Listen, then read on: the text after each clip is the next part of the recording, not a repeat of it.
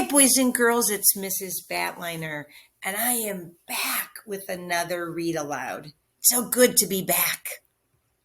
Our book today is called A Book is Just Like You, all about the parts of a book. Written by Kathleen Fox, illustrated by John Wallace.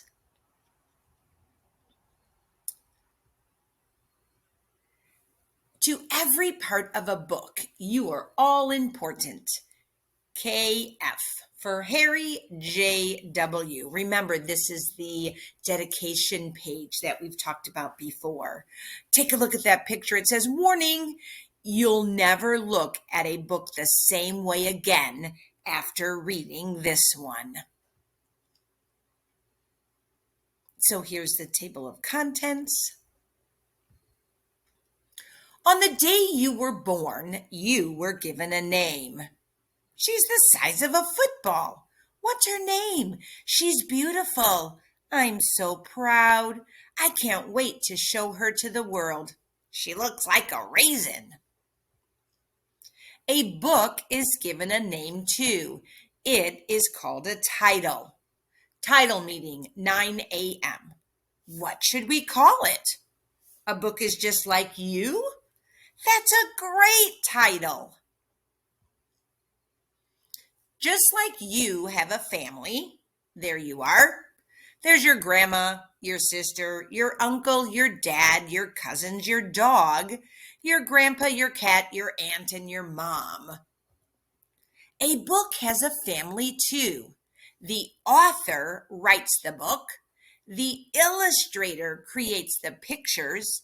The editor checks the book over to get it ready to publish. The designer puts the words and pictures on the pages, and the publisher helps everyone put the book together. The author, I write the story. Editor, I revise the work. Illustrator, I create the pictures. Publisher, I put it all together. Designer, I make it look good. Just like you celebrate a birthday, a book has a birthday too. It's called a copyright date. It is the day the story officially becomes a book. Book birthday party. Yep, he looks older. Where's the piñata? I got him a bookmark. Happy birthday to you.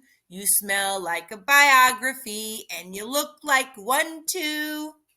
Check out the copyright date to see how old he really is. By the way, where were you born? So think about that, boys and girls. Where were you born? I was born in Hammond, Indiana. Were some of you born in Illinois? Were some of you born in a different country like Mexico? Or a different state like California or Florida? Yeah, many of us may be born in Hammond, but I bet a lot of us have been born in different places too. Just like you, a book was born somewhere. Its birthplace is called the place of publication. I hope I become a movie. Place of publication, California. Yikes! Place of publication, Wisconsin. So take a look at that book that was in Wisconsin. Yeah, it has a lot of snow there. A book has an index, but it's not a finger. It's a special section that lists subjects in alphabetical order, and it gives you their page numbers. A book's index points you in the right direction so you can find what you need fast. So chicken is on page 7.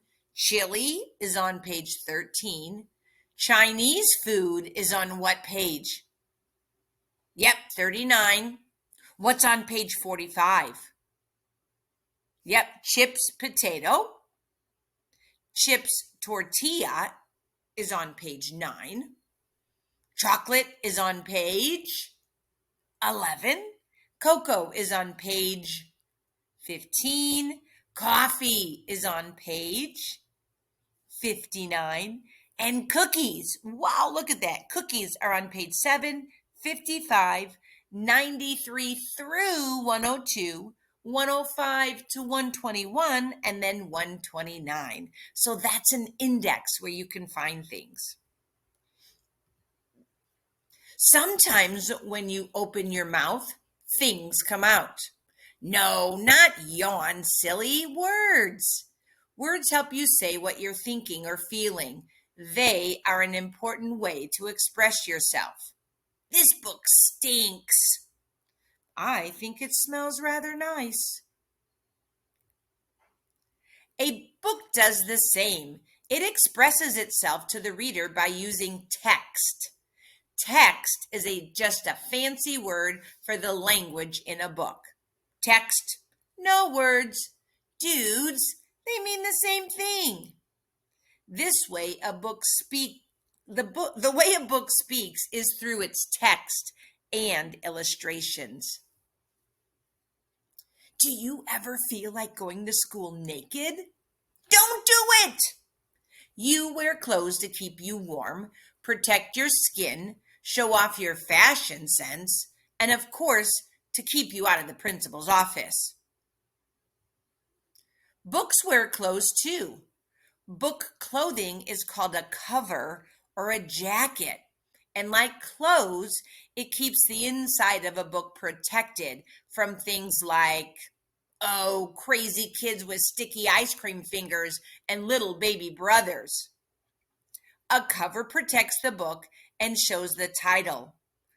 Wow, a 2-for-1. It shows the call number too. What's a call number? Turn the page and find out. So, boys and girls, when you check out a book out of the library, I want you to see if it has a cover or some kind of protection on the cover of it so that we don't get any sticky, gross stuff on it. When you were little, you learned your address just in case you ever got lost, right? Getting lost is a pretty scary thing, but if you know your address, then a friend can get you home safely.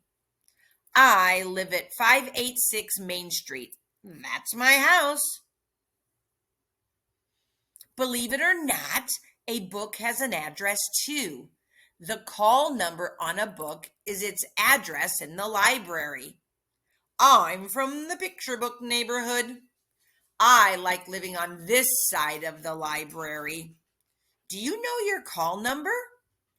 Call numbers only appear on books in the library. So if you look at the bottom of the baseball book, you will see his call number is 796.35 ANS. If you look at the martial arts, it's 796.8 QWE. And an important thing is when you just buy a book at the book fairs, or if you buy a book from a store, those books do not have call numbers. But when you go to our library, when you go to the Hammond Public Library, those books have call numbers. So when you get your book from the library, look on the side of it and look to see what the call number is. Stretch your arms out behind your body and touch your back. Do you feel that knobby line going up the middle? It's called your spine, and it helps to keep your body together. So go ahead, put your hand on your back. Feel that knobby thing in the middle. Yep, that's your spine. A book has a spine too. It's that long bit on the outside where the covers meet. It's not as bumpy as yours, but it keeps the book's body of pages all together. It also displays the title and author's name, so the book can easily be found on the shelf. My spine is killing me. Hey, look, my spine is longer than yours. Show off. No spine here. Whee! I'm spiral bound. Are there people in your life who cheer you on, like your family, friends, teachers, or coaches? Just think of everyone who has helped you accomplish the things that make you an incredibly cool kid. Whoa, you better start thanking those folks already. The dedication in a book usually thanks all the awesome people or organizations that helped bring the book to life. The dedication can also honor a special person in the author's life. I'd like to thank the Academy. Thanks, Mom. Dedicated to Rue, my dog, and #1 fan. Hey, that's me. So when you have your book, I want you to look at the dedication page and see who your book has been dedicated to. Many, many, many books have dedication pages. Where do you keep your clothes? If you said closet or not stuffed under the bed, that's a good thing.